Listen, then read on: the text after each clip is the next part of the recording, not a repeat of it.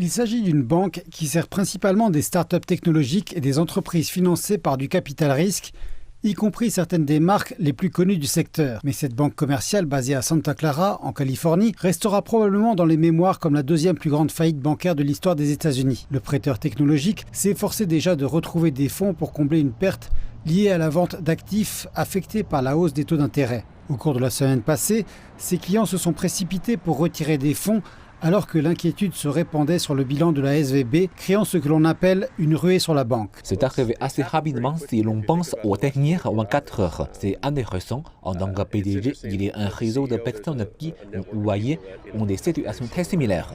Il y a donc beaucoup de textos avec des collaborateurs et des courriels qui vont et viennent. Et les gens cherchent à savoir ce qu'ils vont pouvoir faire. Parce qu'en fin de compte, si vous êtes tout ici et que tout est bloqué, il est très difficile de faire fonctionner votre entreprise. Certaines entreprises ont déposé tous leurs fonds à la Silicon Valley Bank et elles ne peuvent plus y accéder pour le moment. La situation est désespérée pour de nombreuses entreprises. Une banque est censée être l'un des endroits les plus sûrs avec lesquels vous pouvez travailler, n'est-ce pas?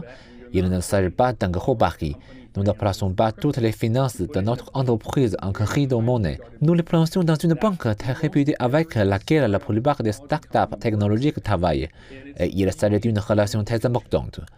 La Silicon Valley Bank est une valeur sûre pour les startups, sociétés technologiques et capital risqueur.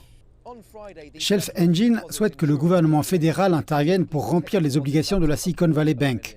Vendredi, la Federal Deposit Insurance Corporation, qui protège généralement les dépôts jusqu'à $250 millions, a confirmé qu'elle avait pris en charge les quelques 175 milliards de dollars de dépôts détenus par la banque. Elle a également déclaré que les bureaux de la banque rouvriraient et que les clients auraient accès aux fonds au plus tard lundi matin.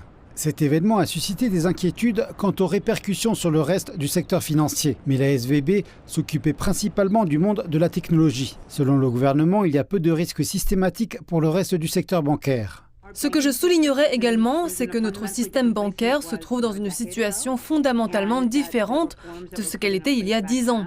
Et que les réformes qui ont été mises en place à l'époque fournissent vraiment le type de résilience que nous aimerions voir.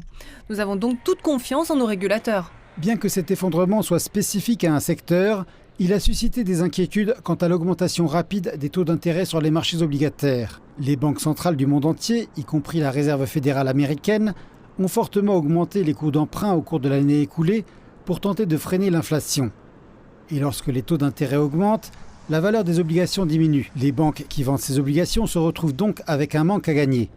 Et c'est exactement ce qui s'est passé ici et ce qui a amené les clients dans une situation désespérée.